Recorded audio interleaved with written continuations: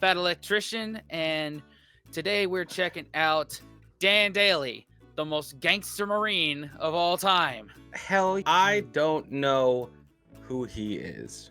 I don't either. I've never heard his name before, probably because I'll tell you this much. My Marine brethren, armed service brethren, once you go, how do I say this? One of my best friends joined the Marines when I joined the Army. And part of their training is learning who the past greats are. And that's a huge part. It's a huge part of that, learning the history of the Marine Corps. And I'm sure he would know. I don't. So there's a lot of stuff I don't know. Jeez. And that's why we do what we do. I actually am loving this. I'm loving this journey that we've started off on this channel. Hell, I'm with you, bro. You ready? Yeah, let's do it, man. 3, 2, 1. All right, go ahead and make your prediction now. Who would win in a fight? 200 Kung Fu practitioners with melee weapons or one Marine with a machine gun? Today we're talking about the most gangster Marine ever. A man so remarkable that General Lejeune himself would declare him to be the most outstanding Marine of all time. A man that was so fierce on the battlefield that General Smedley D. Butler, one of only 2 Marines to ever receive the Medal of Honor twice, would declare him to be the fightingest Marine he ever knew. Ladies and gentlemen, the only other Marine to receive the Medal of Honor twice, Sergeant Major Dan Daly. Born in New York on November 11th. The Medal of Honor twice. Is that what he said? That's Yo. nuts, man. Whoo, man. Wow. Okay. Goodness gracious. Let's see how he got that. Good God, man. All right. Yeah. Born in New York on November 11th, 1873, Dan Daly would grow up competing as an amateur boxer as well as working as a paperboy. And while working as a paperboy might seem like the useless details you throw in at the beginning to humanize the main character, in this case it's anything but, because him working as a paperboy would create a butterfly effect through time that would change the US military as a whole. You see, you gotta remember that this is the late 1800s and information and news didn't spread the same way it does today, so working as a paperboy back then meant that he always got the newspaper, meaning that he had more information at his fingertips than 99% of the population. Because of this, he would be able to closely follow the exploits of future President Theodore Roosevelt and his famous Rough Riders all throughout the Spanish-American War. And this would go on to be his inspiration to join the US Marine Corps, hoping that he too would be able to fight in the Spanish-American War. So that's exactly what he would do on January 10th, 1899, when Dan Daly would enlist in the United States Marine Corps at the age of 16 years old, coming in at only 5'6" and 135 pounds. But hey, as the old adage goes, it's not about the size of the dog in the fight, it's about the size of the fight in the dog. You see, the real problem here wasn't his stature, but the fact that he joined to fight in the Spanish-American War, and the Spanish-American War ended on December 10th,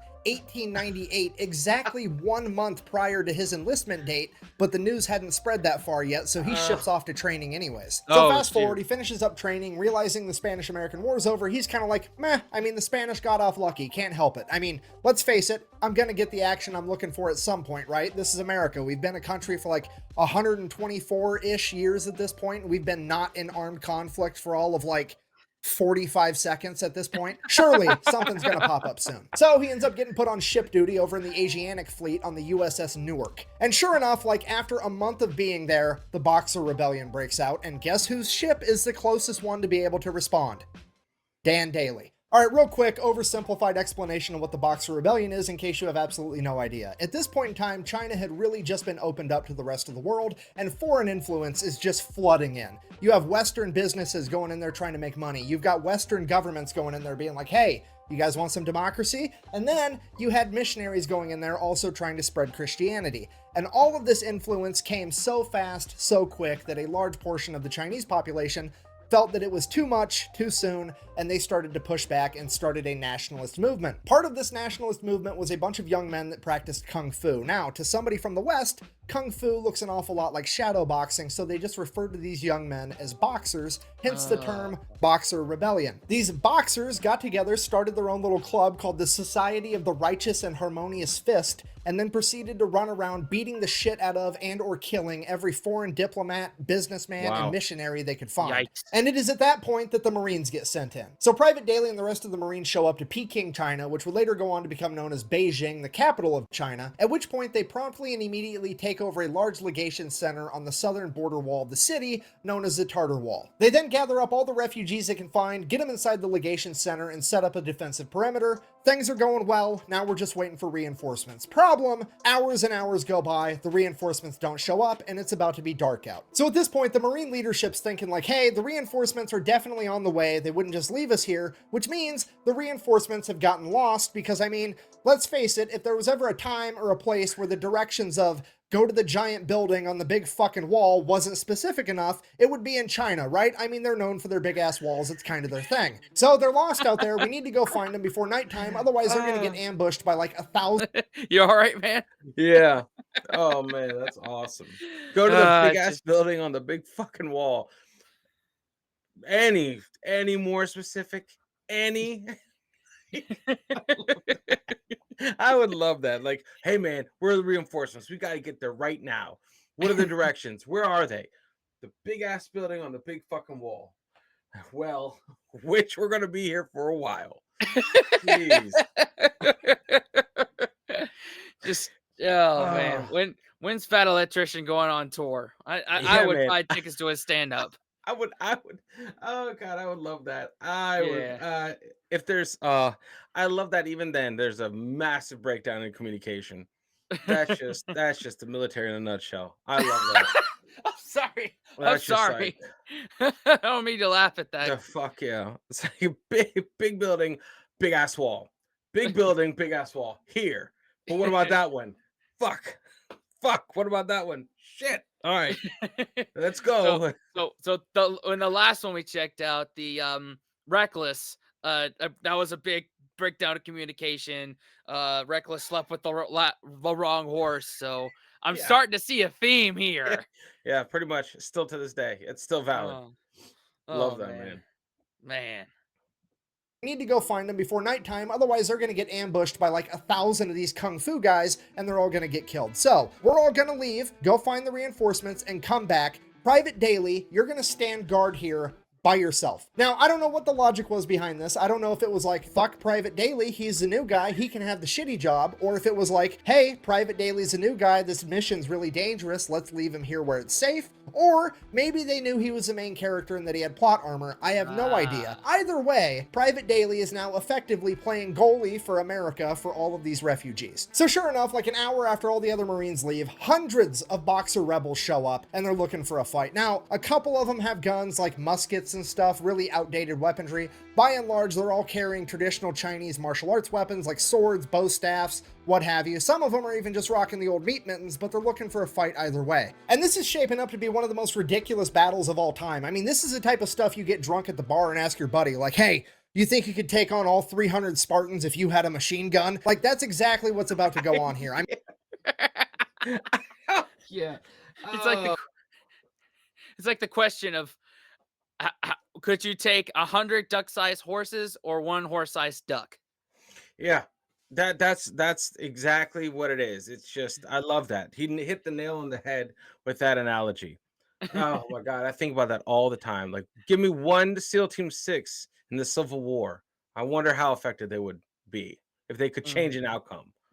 You know? Yeah. So it's random shit like that goes through my head all the time. Yeah. Even when I'm just like getting milk for cereal. Like, I'm like, oh, I wonder. Yeah. Your question might be answered in a little bit if you've been paying attention. Not going to go too much into it because we want to stay monetized. So very true. Just saying, if you know, you know. Yep.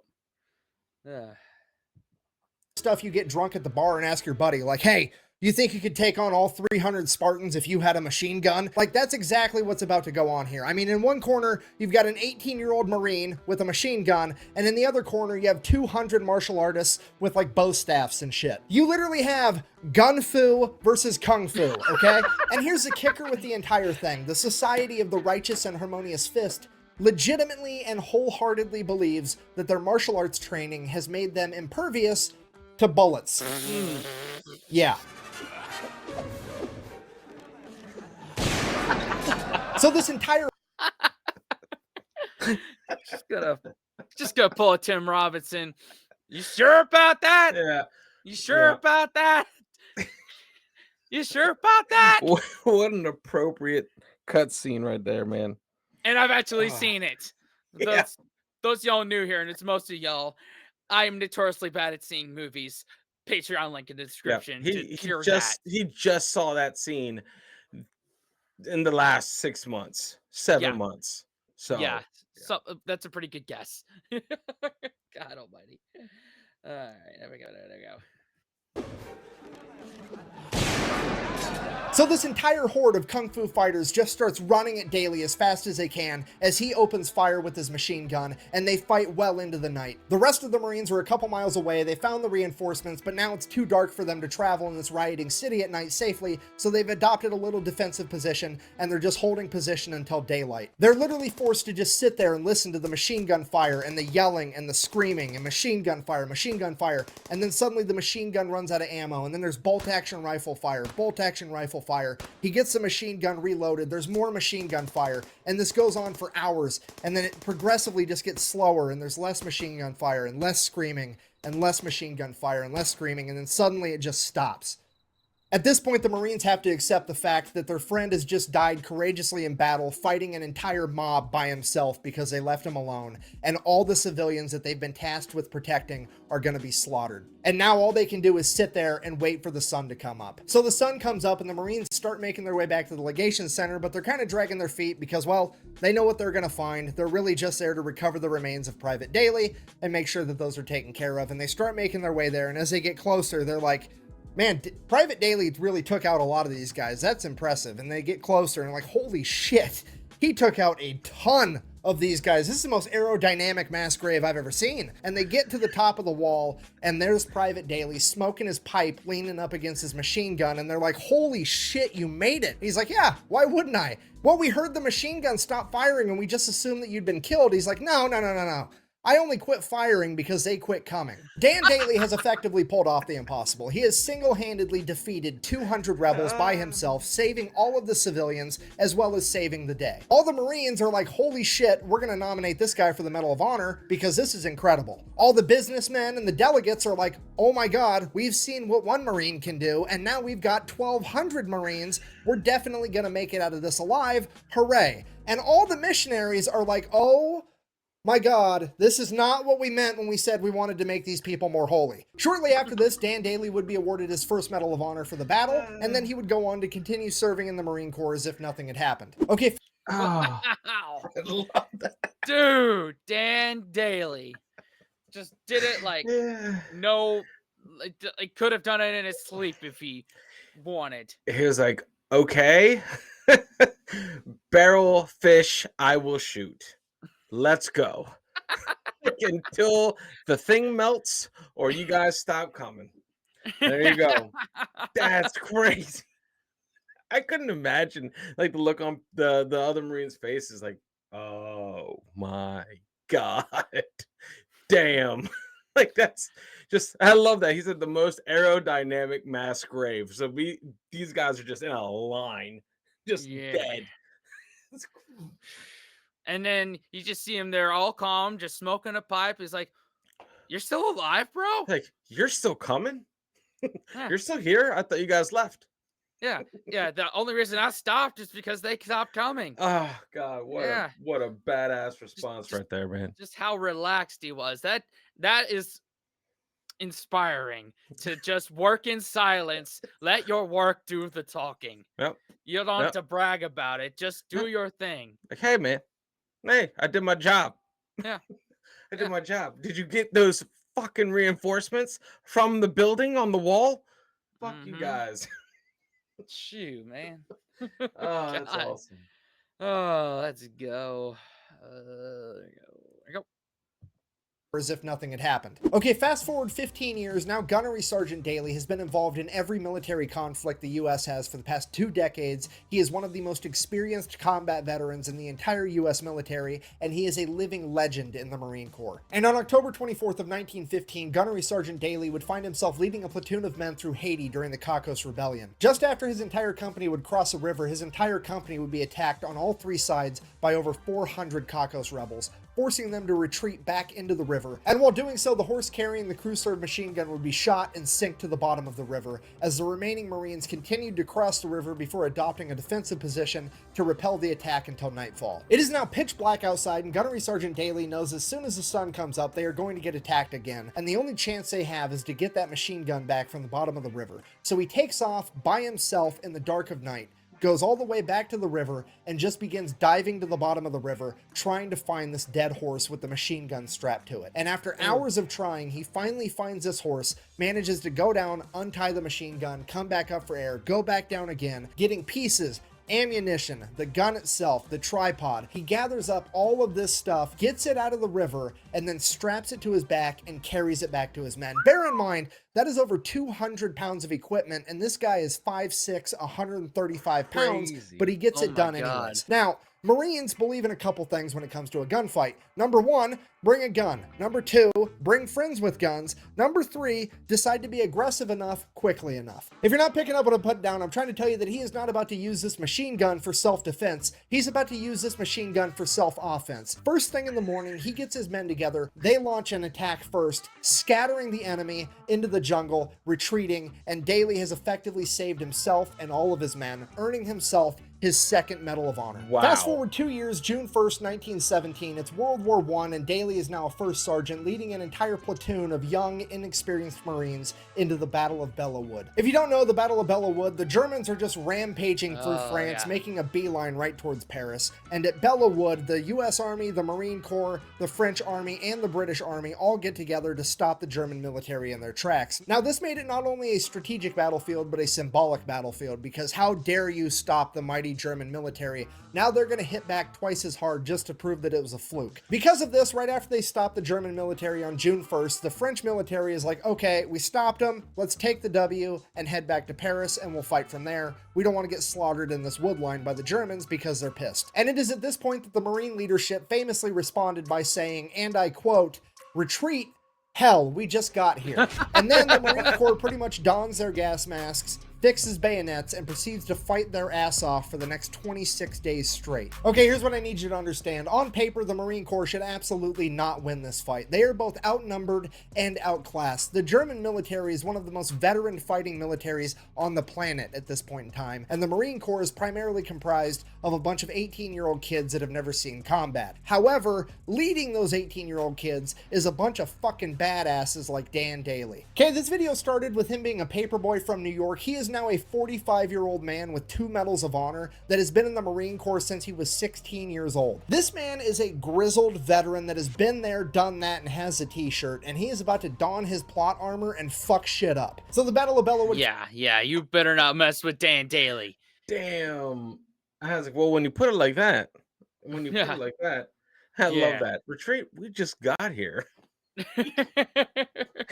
No wonder we have the attitudes that we have. Yeah. Because it's those type of people are our ancestors. Those are the main characters. Oh Yeah. man. Yeah. Love it. And we ancestors. Hey guys, you guys want to know something crazy? I am on the family tree of General Patton himself. So I have that. Maybe not. I probably laugh more than he ever did. You know what I mean? Because yeah, he wasn't known to be all jolly. But yeah, yeah, That's so, crazy. Yeah, it's nuts. It's anyway. So little tidbit. Yeah, Anyway, yeah. The more you know. the more you know. And instead of the rainbow, it's like a big old dumpster fire. Yeah, big old legendary dumpster fire. Yes, That's 100%. right. shirt, and he is about to don his plot armor and fuck shit up. So the Battle of Bellawood kicks off on June 1st. Pretty much immediately, First Sergeant Daly's lieutenant gets shot, and he is now out of the fight, okay? Okay, if you don't know what that means, the officer is the one guy on the battlefield that sorta kinda pretends like he gives a fuck, and he is now gone. The regulator is off the war machine, and First Sergeant Dan Daly is now in charge of his entire company, unopposed. Fast forward, June 5th, German artillery strikes the ammunition depot, lighting everything on fire. Dan Daly leads his entire platoon in, sets the fire out, prevents all the ammunition from exploding, saves the entire battle. Fast forward 5 days, June 10th, the German machine gun squad would try to advance on Daly's company. Daly would get up by himself with nothing but 3 frag grenades and his Colt 1911, using the 3 grenades to disable the machine gun before approaching, shooting their commanding officer, killing him, and taking the other 14 Germans as prisoners of war. Fast forward a couple of hours, still June 10th, Dan Daly looks around at the faces of the young men that he's leading through this battle, and they're looking tired. They're looking like this is the worst time of their life, and it is at this point that Dan Daly decides that he needs to get aggressive enough quickly enough. This battle's effectively been a stalemate for the last 10 days, and he's had enough of this bullshit, so he gets up, walks right out into the open in this wheat field that's functioning as no man's land between the Marines and the Germans. He looks at the Germans' line, turns around, looks at his Marines, and yells, "Come on, you sons of bitches, do you want to live forever?" before charging at the German line. All of his Marines, that's Dan fucking Daly, were gonna follow him, so they charged too. In an act of pure... I love that. What? Ah, Oh, I'm sorry, man. I gotta run that back. I gotta see that what he said. is everything. Like, Yeah, yeah. someone is just like, yeah, you say that to me, I don't give a shit. I'll follow you, man. I Yeah. got your back. That A is guy talk about a rally cry right there. That's that's awesome. someone I would definitely have his 6. That's for sure. Yeah. Oh man. I backed it up. Hopefully I got the phrase in there. Let's do it.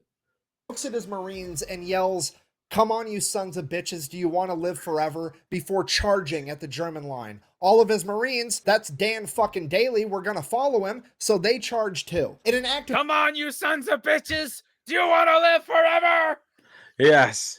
Oh, oh I'm sorry. I man. had to get that in there. I'm sorry, man. That's a great quote, man. Jesus. Somebody clip that. That's content, Oh, man. God, man, that's That's a short. awesome. That's a short. Oh man. Ah.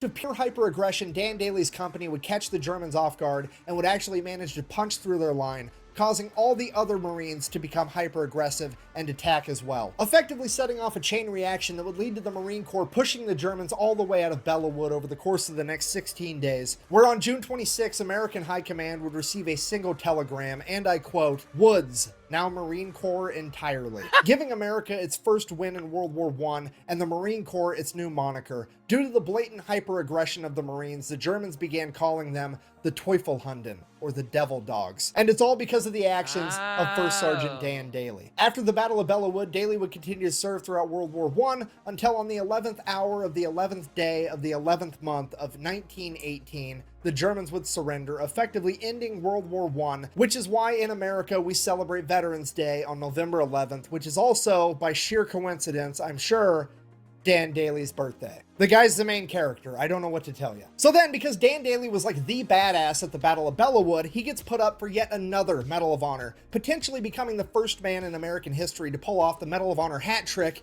getting the three-peat. Absolutely everybody that was there that day all signs off on it. His men, his chain of command, they do the paperwork, they send it off to DC to get this man his medal. Then the political side is like, no, absolutely not. We don't care if he earned it or not. It's not about getting what you deserve. It's about doing what we think is fair, and we don't think it's fair that he should get 3 medals of honor, so we're just not going to give it to him because we said so. Go fuck yourself. So instead, they go ahead and they give him the Distinguished Service Cross and the Navy Cross, which, if you don't know, both of those are like tied for the second highest military honor, because apparently second plus second equals first, I guess. Anyways, so he gets those instead. And then, bear in mind, this is 1919, right after World War I. Like a month later in 1919, the military creates a new law that you're only allowed to earn 1 Medal of Honor. Okay, Dan Daly is so fucking gangster, they literally had to change the rules on how many times you're allowed to achieve the highest honor in the military. After World War I, he would retire as a sergeant major, having turned down becoming a commissioned officer on multiple occasions, citing that he would rather be an outstanding sergeant